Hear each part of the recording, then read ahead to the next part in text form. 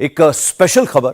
Medical यानी MBBS की पढ़ाई पहले अंग्रेजी में होती थी, लेकिन अब हिंदी में भी की जा सकेगी। मध्य प्रदेश ऐसा करने वाला देश का पहला राज्य बनने जा रहा है।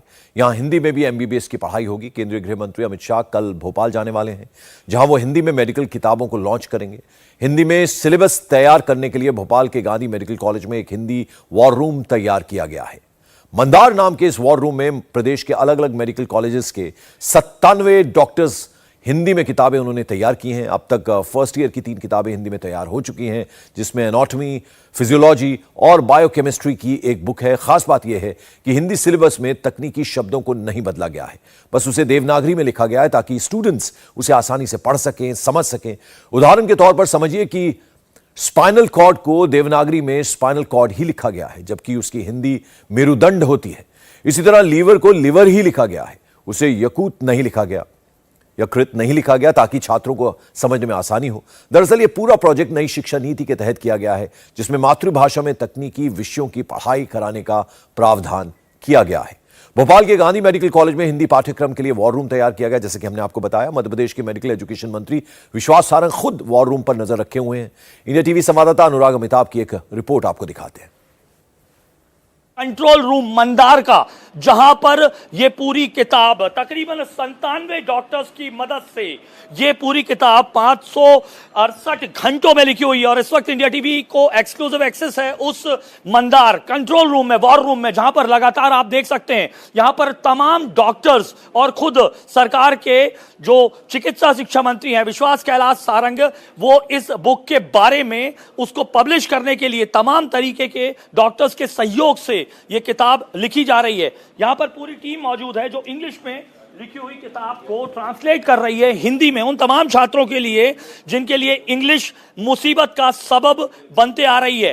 ये तस्वीरें आप देख सकते हैं। ये टीम 24 घंटे इसी तरीके से जो इंग्लिश में लिखी हुई किताबें हैं उसको हिंदी में ट्रांसलेट कर रही है। और हम एक्सक्लूसिव उस रूम में हैं जहां पर ये पूरा का पूरा पाठ्यक्रम तैयार हो रहा है। एनाटॉमी, फिजियोलॉजी और बायोकेमिस्ट्री की किताब जो फर्स्ट ईयर की किताब हैं उनको यहां पर हिंदी में किया जाएगा। और मेरे साथ बात करने के लिए इस वक्त मौजूद हैं चिकित्सा शिक्षा मंत्री विश्वास कैलाश सारंग जी, उनसे भी मैं बात करूंगा। सर, ये विचार मन में क्यों आया हिंदी में? हमने ये विचार किया कि इस बीड़े को हम उठाएं, प्रधानमंत्री जी ने जो आह्वान किया उसको काम करें, और मुझे बहुत प्रसन्नता है कि हमें उसमें सफलता मिली। तो शब्दों को कैसे हम चेंज करेंगे जिनको हम, देखिए जो टेक्निकल वर्ड है वो तो क्योंकि उसका कोई हिंदी, जिसका हिंदी शब्द नहीं है, उसको हमने इंग्लिश को ही देवनागरी लिपि में लिखा है। ये कोई कॉन्फ्लिक्ट हमने पैदा नहीं किया, क्योंकि हमने बाकी देश जहां पर उनकी मातृभाषा में मेडिकल की पढ़ाई होती है उसको भी फॉलो किया।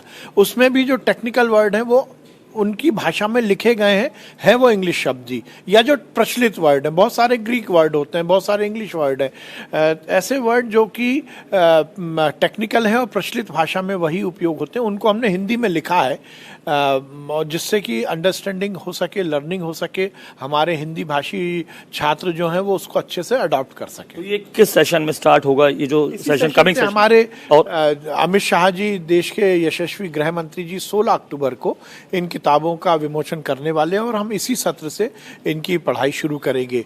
अभी जो हमारा 3 सब्जेक्ट है, एनाटॉमी, फिजियोलॉजी और बायोकेमिस्ट्री, उसकी हमने फर्स्ट ईयर की किताबें बना ली हैं। हमारा फर्स्ट ईयर का जो बैच आएगा उससे हम शुरू कर देंगे। वैसे मेडिकल का पाठ्यक्रम हिंदी में तैयार करना कितना बड़ा चैलेंज है, इसे जानने के लिए हमारे संवाददाता ने उन डॉक्टर्स की टीम से बात की जो हिंदी पाठ्यक्रम तैयार करने में दिन रात जुटे हैं। कितनी दिक्कतें आई आपको, क्या क्या मुश्किलों का सामना करना पड़ा? क्योंकि इंग्लिश से हिंदी में करना है, छात्रों के मन में किस तरीके की सोच बनेगी? देखिए, दिक्कतें 2 स्तर पे आई। एक मानसिक स्तर पे सभी लोगों को तैयार होना था, क्योंकि कई लोग हैं हिंदी भाषी जिन्होंने इंग्लिश में प्रॉब्लम्स फेस की, उनकी तरफ से ये इनपुट था कि हमें ऐसा होना चाहिए। और कई लोगों के मन में ये कई हिच थी कि अगर होगा तो हमारा आगे बढ़ने के कहीं रास्ते बंद ना हो जाए। तो इन सब चीज़ों को मंथन किया गया इस पे। जितने भी देशों में उनकी मूल भाषा में मेडिकल साहित्य उपलब्ध था, उन सभी का अध्ययन किया गया, और उसमें एक ही बात कॉमन रूप से निकल के आई कि उन सभी भाषाओं में भी केवल जो बोलचाल के शब्द या समझने की भाषा है उनका रूपांतरण किया गया है, टेक्निकल शब्दों का रूपांतरण उन भाषाओं में भी नहीं किया गया है। तो उसी पद्धति को लागू करते हुए हिंदी की जब रूपांतरण हुआ तब केवल हिंदी के ही शब्दों का वो रूपांतरण हुआ, मतलब भाषा के जो है समझने की दृष्टि से। जैसे मैं यहाँ पर देख पा रहा हूँ, यहाँ पर तरल पदार्थ से भरे हुए इंटरनल कम्युनिकेटिंग मेम्ब्रेन लीक लिखा है। इसको इंग्लिश जो था वो the internal ear consist of a close system of fluid field called. जी जी, तो इसका आपने हिंदीकरण किया, लेकिन शब्द जो है वही का वही रखा हुआ है। बिल्कुल, जैसे Internal अगर ear। इंटरनल ईयर की बात करें तो ये टेक्निकल चीज़ है, तो इसमें हमने चेंज नहीं किया है। तरल पदार्थ ये इसको चेंज किया है फ्लूइड को, और मेम्ब्रेनस सैक जो है ये भी टेक्निकल टर्म है, इसको चेंज नहीं किया है, डक्ट्स को चेंज नहीं किया है। तो इस तरह से समझने की दृष्टि से जो आवश्यक था वो रूपांतरण किया गया है, टेक्निकल शब्दों का रूपांतरण नहीं किया गया। लेकिन छात्रों को जब आगे जाएंगे तो उन्हें कहीं दिक्कत तो नहीं आएगी, क्योंकि उन्होंने हिंदी में पढ़ा है। इसी मूल उद्देश्य को रखते हुए ये डिसीजन लिया गया था कि जो टेक्निकल शब्द हैं उनका रूपांतरण ना किया जाए, जिससे कि आगे चल के किसी भी प्लेटफॉर्म पे ग्लोबली उनको किसी भी तरह की कोई दिक्कत ना आए। इंडिया टीवी हर वक्त हर जगह डाउनलोड करने के लिए सर्च करें India TV news Google play store या ऐप स्टोर पर।